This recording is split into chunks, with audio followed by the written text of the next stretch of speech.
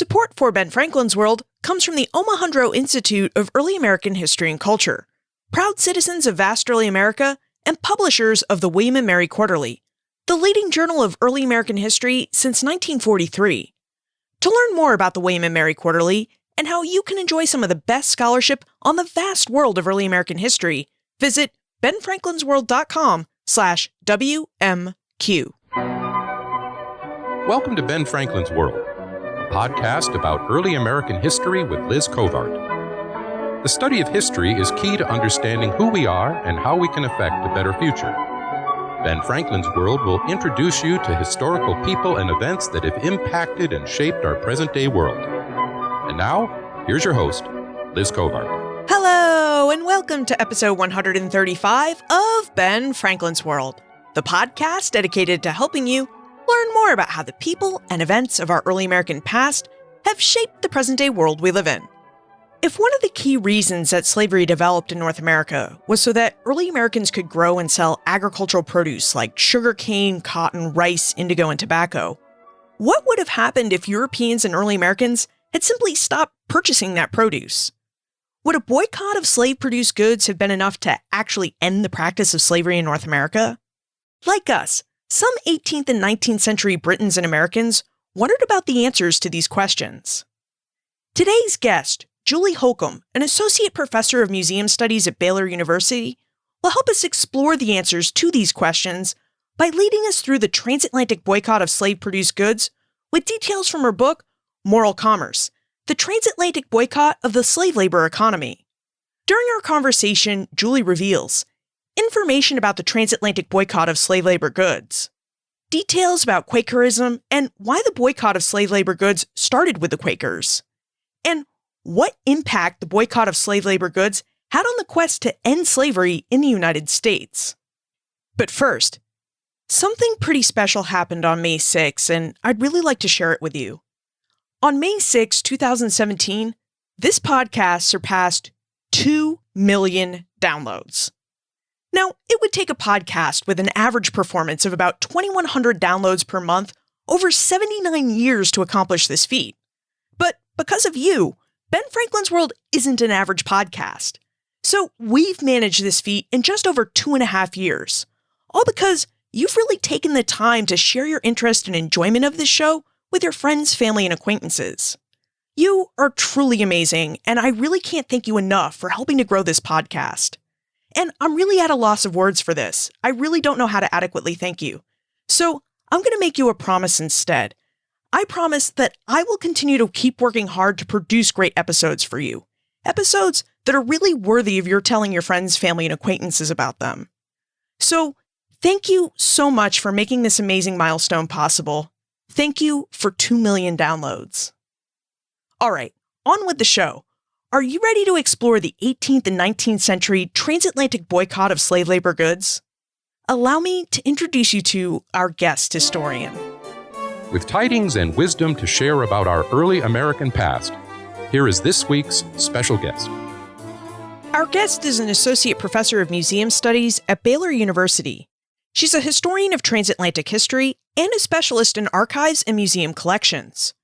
She's edited the book Southern Sons, Northern Soldiers, The Civil War Letters of the Remley Brothers, 22nd Iowa Infantry, and authored the book Moral Commerce, The Transatlantic Boycott of the Slave Labor Economy. And today, she joins us to discuss the transatlantic boycott of slave labor goods. Welcome to Ben Franklin's World, Julie Holcomb. Thank you. Glad to be here. So, Julie, your book Moral Commerce is about the transatlantic boycott of slave labor goods. Would you tell us about this boycott movement and its goals? Sure. The transatlantic boycott of slave labor was really an effort by individual men and women to avoid anything produced by slave labor. So that could be crops like cotton, sugar, indigo, rice, but anything that was produced by slave labor. And so this movement which really runs through the 18th and 19th century, attracted a broad cross-section of individuals, most of them Quakers, but it also attracted women, it attracted Black abolitionists, it attracted people with more radical political views, others with more conservative views. It brought together all of these individuals who felt that either for moral reasons, for economic reasons, or perhaps for both moral and economic reasons, they needed to abstain, that is, to give up anything produced by slave labor. So it could be, in terms of morality, it could be an active expression of Christian faith, sort of uniting faith and action together in a very tangible way by giving up slave labor goods. Economic reasons, if we think about boycotts in the modern period, we boycott something because we're trying to force it from the market, and that's what these individuals were trying to do. We're trying to force slave labor goods from the market. For me, one of the most fascinating aspects of this boycott is the way in which it can mean different things to different individuals. So it could bring together all of these diverse groups who could be drawn into this movement for different reasons. They may not even necessarily be anti-slavery, but the anti-slavery aspect of the boycott of slave labor goods supported their own sort of ideas about, say, women's consumption or the relationship of the market to Christianity. So that boycott could actually serve their own ideas and their own beliefs, even if they weren't specifically anti-slavery. One of the things I probably should say at sort of the outset here, too, is that boycott is a bit of a misleading term in terms of the title, because boycott is actually a late 19th century term, but it's something that modern consumers are most familiar with. When I first started working on this project, I had a good friend who would tease me about my use of the phrase free produce, because she said every time I said free produce, she said, I didn't quite understand it. To me, free produce almost sounded like you were liberating broccoli. And so I decided to consciously use the term boycott in the title, and I use boycott throughout the book because I think it's a term that the modern reader understands perhaps more readily than free produce or abstention. You just noted that many Quakers participated in this movement, and I wonder if we could talk about Quakers for a moment, because in your book, Moral Commerce, you pinpoint the start of the idea of the abstention of slave labor goods with the Quakers. So, would you tell us about Quakerism and how Quakers came to believe that slavery was morally wrong? Well, as you said, the boycott against slave labor begins with Quakers, and really the anti-slavery movement also begins with Quakers, because Quakers are really the first as a group to really begin to question the enslavement of Africans. And it begins really with the earliest origins of Quakerism in the mid-17th century. There are individual Quakers who begin to question the incompatibility of slavery and Christianity. Foundational to Quaker belief is the idea of the light of Christ within each individual. Even if they've not encountered Christianity, each individual still has that light within, and that individuals need to recognize that and to respect that. So that leads to things like Quakers talk about the golden rule and to do unto others as you would have them do unto you. Or Quaker pacifism. That's something that probably people are very familiar with, the pacifist views of Quakers. And that also comes out of this idea that everyone has within them the light of Christ. And so therefore it's wrong to take another human life because that person has the light of Christ within. It's wrong to mistreat that person. And so slavery is wrong because of the oppression and the treatment of African slaves, because it's violating that tenet of the light of Christ within that individual, because even African slaves have the light of Christ within, even if they've not been exposed to Christianity. So early individual Quakers begin to question this inconsistency, that we have this belief that everyone has this light, and yet we're oppressing, we're enslaving others. We're treating others as we would not want to be treated. We would not want to be a slave. So therefore, this is incompatible with our beliefs. And so it's out of this questioning of this incompatibility that Quaker anti-slavery begins to develop. And there are also putting forth these biblical views against man-stealing. Deuteronomy, Leviticus, Exodus all talk about sanctions against man-stealing, that's wrong. So Quakers are looking at that and they're saying, well, if it's wrong to steal a man, then it's wrong to use the goods that are produced by that stolen labor. So that's where that's coming from. John Woolman, who comes along later in the movement, also talks about the prophet Isaiah, and he cites the prophet Isaiah, who talks about rejecting the gains of oppression. That is, the faithful, the Christian faithful, are to walk righteously, to speak honestly, and to reject any gains of oppression. So So it's all coming out of these Quaker beliefs. And it's these early efforts to define, where Quakers begin to define African slavery as the theft of African bodies, that gives us the foundation then later for them to develop this idea that if African bodies are stolen, then the goods produced by those bodies are also stolen goods and should be rejected. Now that we have some background on Quakers and their theology, would you tell us more about how they came to their specific idea that they could combat slavery just by abstaining from slave-produced goods like sugar? Well, it comes out of this idea. We have individual Quakers in the early 18th century who begin to make this connection between their own individual actions and their use of slave labor goods. So, for example, Benjamin Lay, and I talked a little bit about Benjamin Lay, really interesting individual. He's described variously as a dwarf, as someone with a hunchback. He has a very long beard. He dresses in very coarse clothing. And he takes this very austere approach to life, that as a Quaker, he needs to give up all worldly things as a way of bringing himself closer to God. And that includes things like sugar, giving up sugar, which is produced by slave labor. And so he initiates these protests. He smashes his wife's china in one protest. He, kidnaps the child of a slaveholder. So, trying to make that slaveholder sort of feel what it's like for the enslaved. And one of the things that he does is that he adopts a very simple, austere diet, and he gives up, basically anything that might be produced by slave labor. So you have these individuals like Benjamin Lay who are sort of starting to tie together consumption of slave labor goods, consumption of luxury goods, and sort of worldliness, and saying that we need to reject all of that. Now, somebody like Benjamin Lay, he's seen more as a problem than an inspiration, and it's really not until John Woolman comes along. John Woolman tends to work within Quaker structure, within the Quaker meeting structure, and doesn't condemn his co-religionists for their consumption of slave labor goods, but instead, attempts to bring them around to an understanding of the sinfulness of slave labor goods. And Woolman develops this testimony against not only slave labor goods, but luxury goods.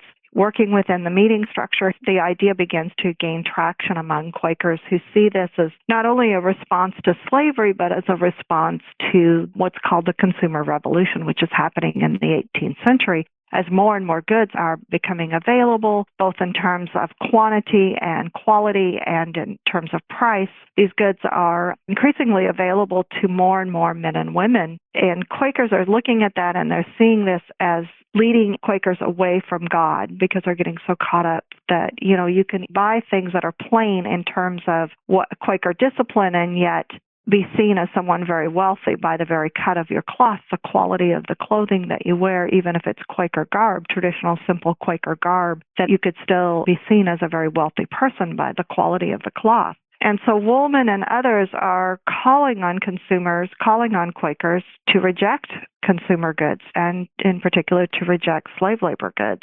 And the idea is that if you align your purchasing habits with your Christian principles, then the world economy could, in time, become reorganized on a more humane basis.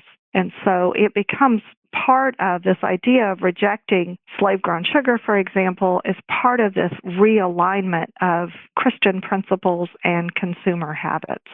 So, throughout the 18th century, Benjamin Lay, John Woolman, and other Quakers developed ideas about how and why people should abstain from the purchase and use of slave labor goods. And then, just before the 18th century turned into the 19th century, the Quakers attempted to call attention to their ideas by starting a tea and sugar boycott. Julie, would you tell us about the Quakers' boycott of tea and sugar during the 1790s? Sure. John Woolman, Joshua Evans is another one who rejects tea. This is part of that larger sort of anti-consumer, anti-slavery movement, because what do you do with tea? Tea is consumed, sweetened by slave-grown sugar. So rejecting tea means rejecting slave-grown sugar. But then there are individuals like Joshua Evans who sees tea as not only problematic because of its connection to slave-grown sugar, but he sees it as something that is actually harmful to the body. He actually calls on Quakers, and I know Evans consumes tea made from locally made herbs, but that it's this almost foreign, unnatural substance if you're consuming imported teas. Ultimately, Evans develops that his rejection of tea and sugar expands to eventually his diet is strictly bread and water, because he sees that in his consumption of consumer goods, such as salt, that taxes that he's paying on that salt, for example, is being used to retire the Revolutionary War debt. In the post-revolutionary period, we do have Quakers, not a lot, but there's a core group of very committed Quakers who are giving up tea as well as sugar and other consumer goods. How successful was the movement to boycott tea and sugar in the 1790s? In Moral Commerce, you note that this is actually a boycott that took place in both Great Britain and in North America. So, did the transatlantic nature of the boycott make it more successful than if it had just taken place in Great Britain or North America? And were there any differences between the two boycotts? There is. There's a substantial difference.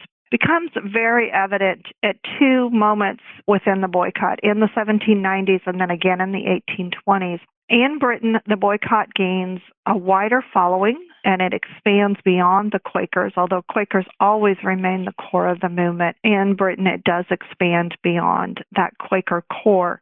At the height of its popularity, in the 1790s, the boycott of slave-grown sugar probably attracted numbers very widely. We don't have exact numbers, but in the 1790s, there were an estimated 300 to 500,000 Britons who boycotted slave-grown sugar. 1820s, likely that number in Britain was much higher, based on women's door-to-door canvassing, but again, we don't have exact figures. In the United States, the movement never attracted more than a few thousand followers, and generally most of those were Quakers. Part of the difference, and this is where it's interesting to look at this boycott from a transatlantic perspective, because you can begin to see how the larger political context of Britain and the United States could either help or hinder the boycott movement. So what happens in Britain in the 1790s? In the 1780s, the Quakers begin to really try to broaden their anti-slavery movement. And in Britain in particular, and Christopher Leslie Brown talks about this in his book, Moral Capital. And what happens in the 1780s is that the Quakers begin really recruiting, particularly in Britain, they start recruiting individuals like Thomas Clarkson, William Wilberforce, to their cause. And these are non-Quakers that are very prominent in British political circles. Bring them into the cause. Quakers are also working behind the scenes, placing all sorts of news articles and getting things published. And what's happening is that they're creating this sense that there's this broad ecumenical movement going on in Britain against slavery, and in particular against the slave trade. And so it seems like that there's a lot going on and a lot of support for this movement. And Quakers, they stage almost a disappearing act because they're doing this behind the scenes because they're trying to get a broader audience for the movement. So fast forward 1790, 1791, Parliament is hearing all of this testimony, both in support of and against the slave trade. Parliament takes a vote in the spring of 1791. They fail to take action. They fail to pass any kind of a bill to abolish the slave trade. And you see this rising up of consumers in 1791, or actually of supporters of the abolition of the slave trade, rising up and saying, okay, we need to draw attention to this issue. And one way that we can do that is by boycotting slave-grown sugar. Now, at the same time that this conversation about the slave trade that is happening, there's another conversation that's happening about the consumer revolution and how, particularly about women's participation in tea consumption and the tea ritual. And there's a lot of contemporary literature going on in this period about how much money and time women are spending consuming tea in a ritualized fashion. And there's some great literature that's published around this time, that the women, that's all they do. They just want to sit around the tea table. They want to consume their tea. It's all about gossip, as they're sitting around consuming their tea. And so there's this concern about women's consumption that's also sort of getting pulled into this conversation. And they come together in 1791 in this sugar boycott that it actually kind of gets caught up in these conversations of women's consumption, and that by boycotting sugar, we can, not only end the slave trade or hopefully bring about the end of the slave trade, but we can also discipline women's consumption. And, if we can get women to get on board with this, then we can deal with a couple of issues. And I think it's that sort of the momentum of British anti-slavery that begins in the 1780s combined with these other debates about women's consumption that really end up drawing a lot of people into this boycott and a lot of people supporting that boycott. And, I think that's why we are seeing these numbers, 300 to 500,000, because it seems like everywhere you look in this period, 1791, 1792, people are talking about the slave trade, slavery, and slave-grown sugar, and the consumption of sugar-sweetened tea, and what are we going to do about it?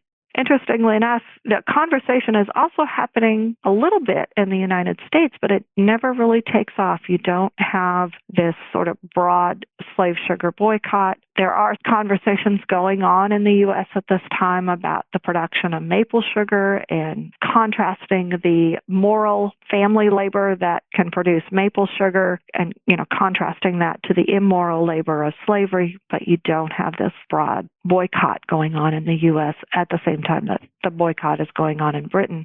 And part of that has to do with the compromises of 1787, the Constitutional Convention, the Three-Fifths Compromise. The things that come out of that really stall the anti-slavery movement in the U.S. And so there isn't that anti-slavery movement for the supporters of the boycott to sort of tap into and generate enthusiasm for the boycott.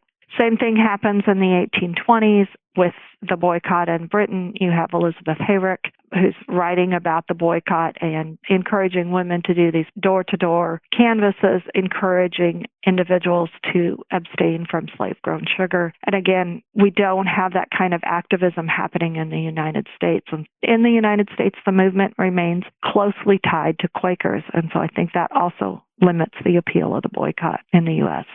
By the 1810s and 1820s, the Quakers' abstention movement began to shift away from the 18th century abstention movement and moved toward the 19th century free produce movement. Julie, would you tell us about this shift and how the free produce movement differed from the abstention movement? So the focus of abstention was exactly what it sounds like, abstaining from slave labor goods. So that would mean giving up sugar, drinking your tea unsweetened, for example, giving up cotton, giving up products that had been produced by slave labor. Free produce, which develops in the 19th century, is more about substitution, that is, substituting free labor goods for slave labor goods.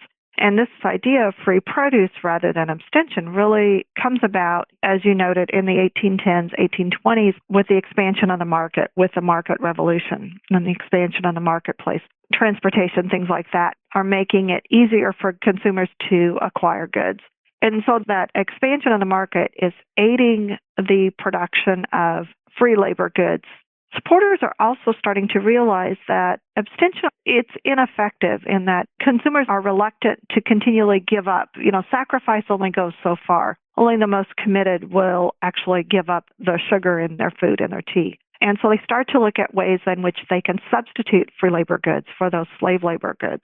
The challenge with that substitution, though, is that oftentimes the substitutes are imperfect substitutes. If you think about baking, for example, try baking a cake with maple sugar rather than cane sugar. Maple sugar, it's a much moister sugar than cane sugar. It has a sort of a flavor to it, that very distinctive flavor that doesn't hide itself well in baked goods or in your tea. And so, substitution worked in a sense, but it was somewhat limited in its effectiveness. But it's a very interesting transition that we see, and it's happening within this larger political context. This shift from abstention to free produce is happening within the context of the market revolution. And ultimately, that transformation from abstention to free produce shifts the emphasis away from the morals of the movement, and we see more emphasis on the economics of the movement. Now, around the same time as the market revolution, which is that great expansion of the marketplace for goods that took place in the 1830s, the United States also experienced a religious movement called the Second Great Awakening. Julie, would you talk to us about the Second Great Awakening and whether it had any impact on the free produce movement? Well, the Second Great Awakening and that spread of evangelicalism as a result of that impacted the movement in a couple of significant ways. First of all, Second Great Awakening supported the activism of women. In the 18th century, it's very interesting in that earlier boycott in Britain that I was talking about, and women's consumption became caught up in that. one of the questions that supporters of the boycott had is whether women would actually support the boycott. Would women actually give up their sugar-sweetened tea, or were they so caught up in the world of goods that they would refuse to support the boycott? And so I talk about women as unreliable abolitionists in the 18th century. By the 19th century, by the 1820s, it is just assumed that women will support this boycott because women are inherently moral. The evangelical revivals of the 1820s attracted many more women than men, and that sort of helped to reinforce this idea that women were inherently more moral. So Second Great Awakening certainly supported women's activism within the movement, but the evangelicalism that we see developing in this period also impacted the movement in another way by contributing to a significant split among Quakers.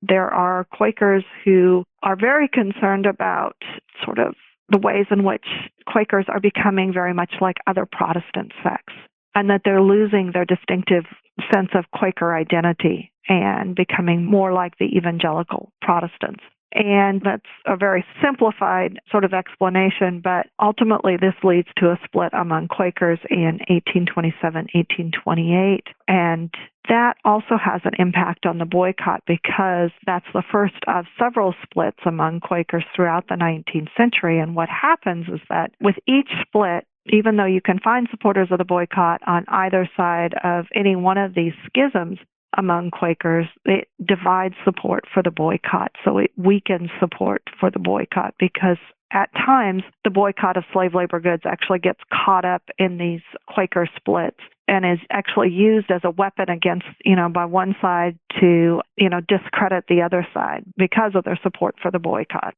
Earlier, you mentioned Elizabeth Hayrick, who, along with Elizabeth Margaret Chandler, were Quaker women who used print culture to further the free produce movement in both Great Britain and in the United States. And I wonder if you would help us explore their use of print culture and how it furthered the movement. Elizabeth Hayrick, British Quaker. She's actually a Quaker convert. She converted in the late 1790s, early 1800s. It was after her husband's death. She became a Quaker. She's an interesting individual. She's the daughter of a manufacturer there in Britain. She's very supportive of the working class, and she really connects the problems of the working class to the problems of the slave and saying that both of those problems are coming out of the same source, that is greed.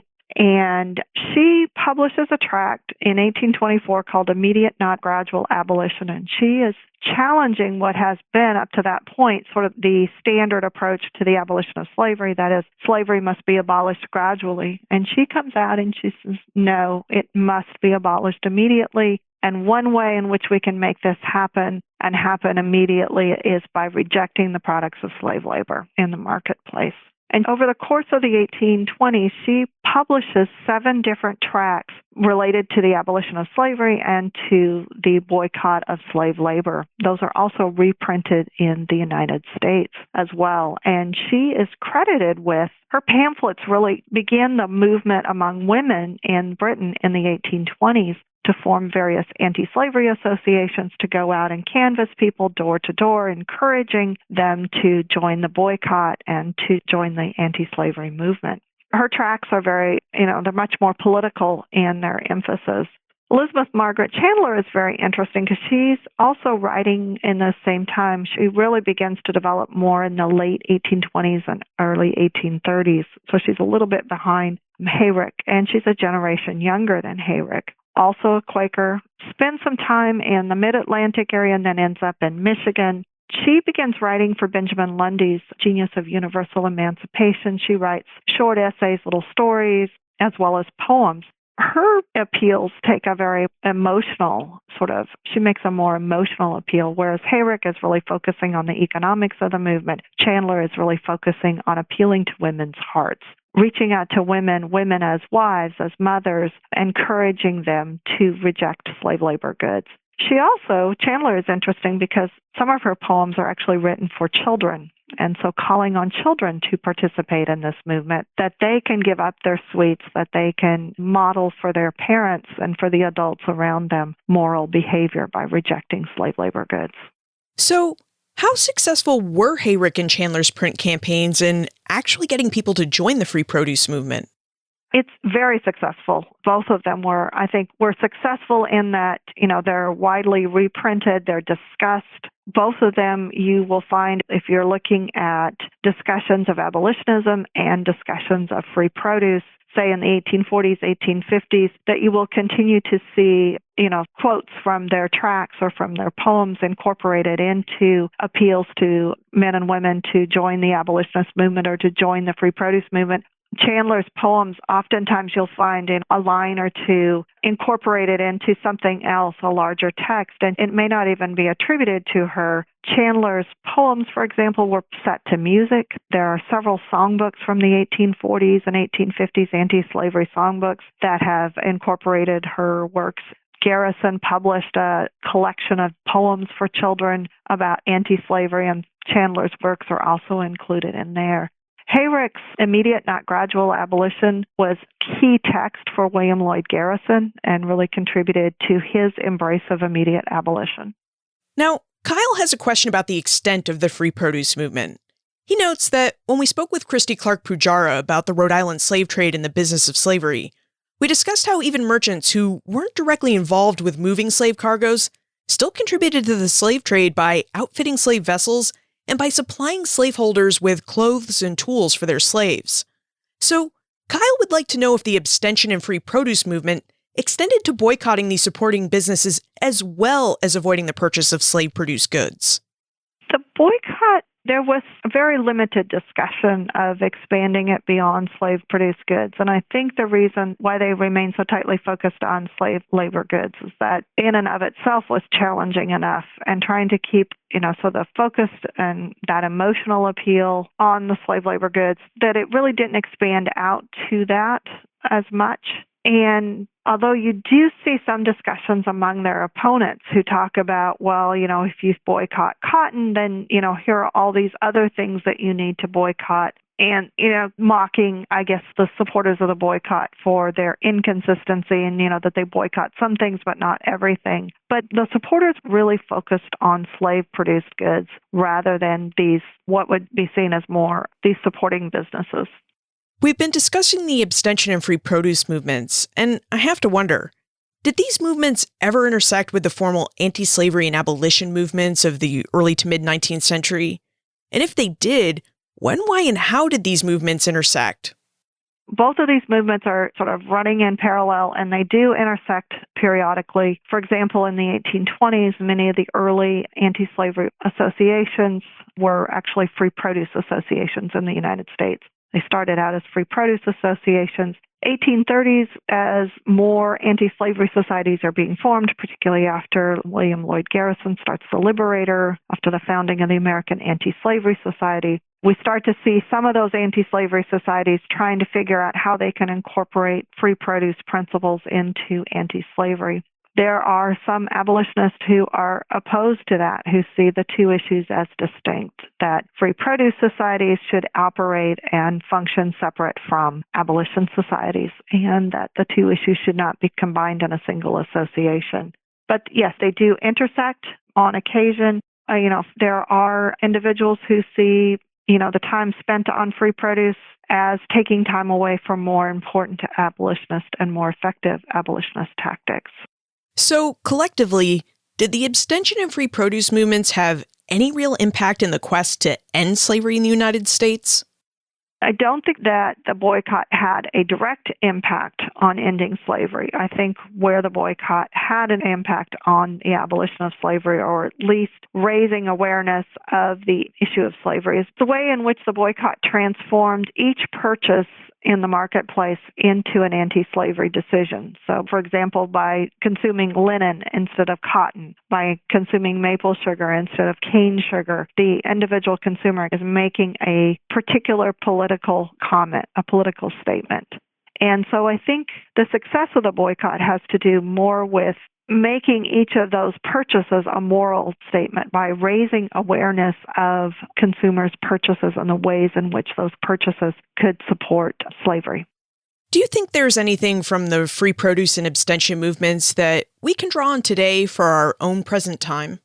I think there are several lessons that can come from that. Persistence. And I just find it amazing that for more than 100 years, there were individuals who were promoting this movement and promoting the boycott as a way of trying to bring about the abolition of slavery, and that even as they face criticism from individuals who should be their greatest supporters, even as they're facing that criticism, that they persist and that, that they remain committed to this movement. I think there's something to be admired here as well, in the way in which they see faith and action as, I guess, mutually reinforcing, that it's not just enough to state principles or to, say I'm a Christian and to not back that up in some very pragmatic ways in the actions that you take. So I think those are some lessons that we can take from that, their persistence, the way in which they bring together faith and action in very pragmatic ways. Let's move into the time warp.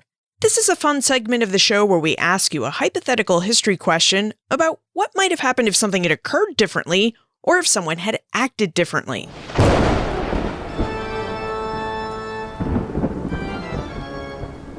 The time warp. Historians can't predict the future, but they can speculate about what might have been. In your opinion, what might have happened if the abstention and free produce movements hadn't started with Quakers? If the movements had had a more mainstream start, do you think they would have been more successful? I love this question. I'm not sure that it would have been more successful. I really don't think that it would have been more successful had the Quakers not started the abstention movement or started the boycott. And the reason I say that is just understanding sort of the global reach of slave labor. I'm not sure a more mainstream movement would have necessarily been more successful. So, Julie, now that moral commerce is in print, what are you researching and writing about now? I'm actually still working on free produce, only in a slightly different way. I am writing a biography of George Washington Taylor. George W. Taylor was a free produce supporter, Philadelphia Quaker, who ran a free labor store from the 1840s through the 1860s in Philadelphia and was very involved in the movement. And in working on the boycott, I came across his papers at Haverford College and discovered that there was a lot more to George Washington Taylor than free produce. Much of the scholarship on him is really focused on his free produce work. But he was involved in the peace movement. He was involved in temperance. He was a teacher. He was an agent for the Bible Association of Friends. Just a really very interesting individual, a very complex individual. At the centennial of the Pennsylvania Abolition Society, he shared the stage with Lucretia Mott and Frederick Douglass.